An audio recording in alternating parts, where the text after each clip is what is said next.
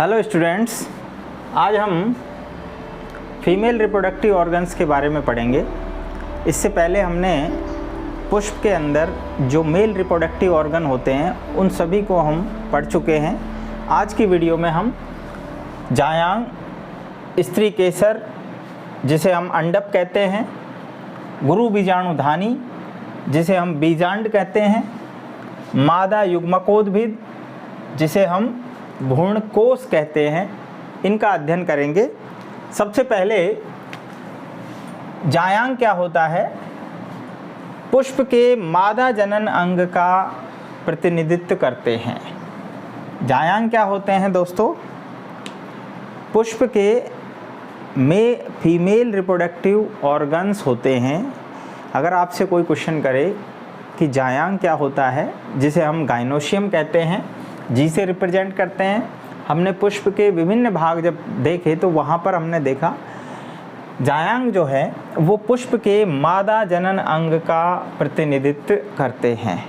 Okay, फिर हम बात करते हैं स्त्री केसर या अंडप क्या होता है।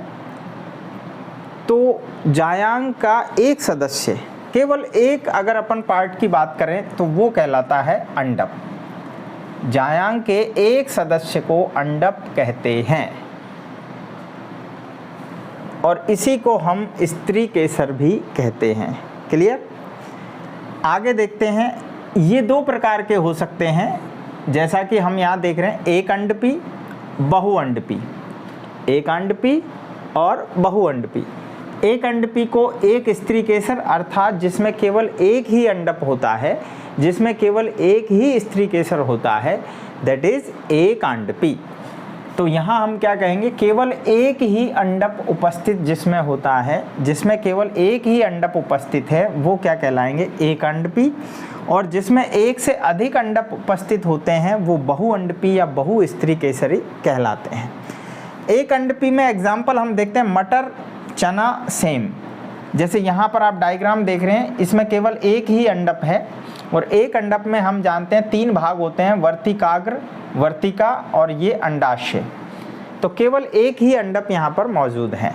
ओके दोस्तों, बहुअंडपी में फिर अगेन हम दो पार्ट डिवाइड करते हैं। जब बहुअंडपी है अर्थात एक से अधिक अंडप उपस्थित हैं, एक से अधिक अंडप जब उपस्थित हैं तो ये दो तरीके से हो सकता है। या तो जुड़े हुए होंगे तो उनको हम कहेंगे संयुक्तांडपी या युक्तांडपी। एक से अधिक अंडप परस्पर संगलित या जुड़े हुए होते हैं। जैसे एग्जाम्पल में अफीम है, पेपेवर सेमिनिफेरम, या जिसे अपन कहते हैं बैंगन, टमाटर, धतूरा। इन सब में आपस में एक से अधिक अंडप होते हैं और वो आपस में जुड़े रहते हैं, फ्यूज रहते हैं, संलग्न रहते हैं। पृथक अंडपी या वियुक्तांडपी, देखो युक्त का ही वियुक्त या संयुक्त का अपोजिट वियुक्त, ठीक है। पृथक का अपोजिट होता है फ्यूज यानी संयुक्त। तो पृथक का मतलब होता है अलग अलग, अर्थात एक से अधिक अंडप तो हैं, बहुअंडपी में एक से अधिक अंडप हैं, लेकिन वो अलग अलग हैं दोस्तों। ये हमें देखने को मिलता है माइचेलिया और कमल के अंदर। एनसीईआरटी में आपको ध्यान रखना है, माइचेलिया बेस्ट एग्जाम्पल जो अपन से पूछा जाएगा। ओके, यहाँ पर डायग्राम के माध्यम से देखते हैं अपन। ये आपको दिख रहा है गुड़हल का अंडप है जिसमें एक से अधिक अंडप दिख रहे हैं। तो अंडाशय एक से अधिक हैं, वर्तिका एक से अधिक है, और यहाँ आप देख रहे हैं 1 2 3 4 5, ये 5 वर्तिकाग्र हैं दोस्तों। इसी तरह से यहाँ आप देख रहे हैं पेपेवर यानी अफीम का जो होता है उसमें एक से अधिक अंडाशय हैं, वर्तिकाग्र हैं और वर्तिकाएं हैं। तो ये भी कैसा है? युक्तांडपी है। और आपस में जो एक से अधिक अंडप हैं यानी बहुअंडपी और जुड़े हुए हैं, युक्तांडपी। यहाँ माइचेलिया जो दिख रहा है दोस्तों, इसमें देखो एक अलग अलग अंडप हैं और ये अलग अलग हैं, पृथक पृथक हैं, एक से अधिक हैं लेकिन पृथक पृथक हैं।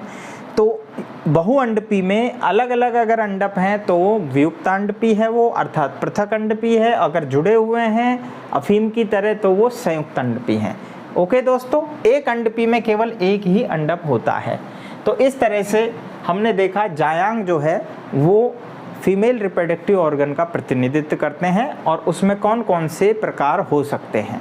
अगली वीडियो में हम देखेंगे कि जो एक अंडप होता है उसमें कौन कौन से पार्ट होते हैं और उनकी स्ट्रक्चर क्या है।